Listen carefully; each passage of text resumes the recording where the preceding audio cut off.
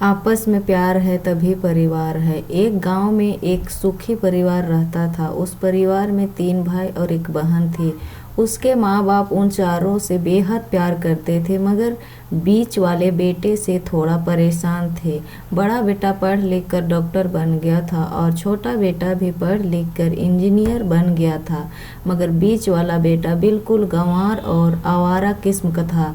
कुछ समय बाद उसके दोनों बेटे डॉक्टर और इंजीनियर ने शादी कर ली और महीनों के बाद ही उनकी बेटी का भी एक अच्छे घराने में विवाह हो गया। मगर बीच वाला बेटा अभी भी कुंवारा ही था। वह अनपढ़ था और कहीं पर मजदूरी का छोटा सा काम करता था। उनको शादी के लिए कोई भी लड़की नहीं मिल रही थी। उसके माँ बाप उससे बहुत परेशान हो चुके थे। अब जब भी उनकी बहन अपने मायके आती तो वह अपने डॉक्टर और इंजीनियर भाइयों से मिलती थी, मगर बीच वाले भाई से बहुत कम मिलती थी, क्योंकि वह उसे ज़्यादा पैसे नहीं दे पाता था। लेकिन फिर भी वह अपनी बहन से बहुत अधिक प्यार करता था। कुछ समय बाद उनके पिताजी की बीच वाले बेटे की बिना शादी किए बिना ही मृत्यु हो गई। उनकी माँ ने सोचा कहीं अब किसी के मुंह से बंटवारे की बात निकले, इसलिए अपने ही गांव में एक सीधी साधी लड़की से मझले बेटे की शादी करवा दी। शादी होते ही ना जाने क्या हुआ, अनपढ़ बेटा मन लगाकर काम करने लगा और पहले से कहीं ज़्यादा मेहनत करने भी लगा। अब कोई भी पुराना दोस्त उसको मटर गश्ती के लिए बुलाने आता तो वह मना कर देता। एक दिन उसके डॉक्टर और इंजीनियर भाई ने सोचा कि यह तो गंवार और अनपढ़ है, हम इससे कहीं ज़्यादा पैसे कमा लेते हैं, इसलिए हम अब बंटवारा कर लेना चाहिए। माँ के लाख मना करने के बाद भी दोनों बेटों ने बंटवारे की तारीख तय कर दी और उन्होंने अपनी बहन को भी बुला लिया।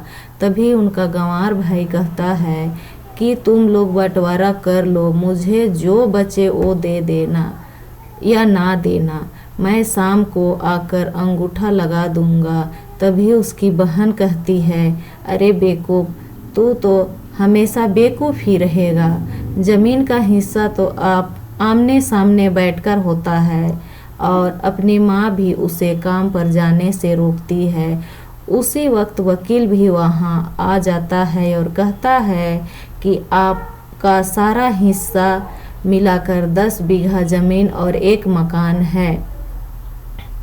अब यह बताओ किसको कितना हिस्सा देना है, मैं उसी हिसाब से कागज़ बनवा दूंगा। तब गंवार भाई कहता है, वकील साहब, 5-5 बीघा ज़मीन हमारे दोनों भाइयों के नाम लिख दो और यह हमारा घर है मेरी प्यारी बहन के नाम कर दो। तब दोनों भाई पूछते हैं कि तू अपने हिस्से में क्या लेगा। गंवार भाई कहता है कि मैं हिस्से में अपनी प्यारी माँ है, और अपनी पत्नी की तरह मुस्कुराते हुए कहता है, क्यों, क्या मैंने गलत कहा? उस गंवार और अनपढ़ की पत्नी अपनी सास से लिपट कर कहती है, माँ से बड़ी वसीयत क्या होगी मेरे लिए। उसी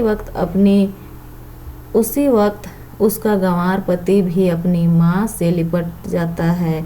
गंवार बेटे और बहू के प्यार ने जमीन जायदाद के बंटवारे को एक सन्नाटे में बदल दिया। तभी बहन अपने गंवार भाई से गले लगाकर लिपट कर रोते हुए कहती है, माफ़ कर दो भैया, मैं आपको सम्मान नहीं दे सकी। तभी उसका भाई कहता है, मेरी प्यारी बहन, इस घर में जितना अधिकार हमारा है उतना ही तुम्हारा भी है, और रही बात बंटवारे की, तो बंटवारा नहीं करने से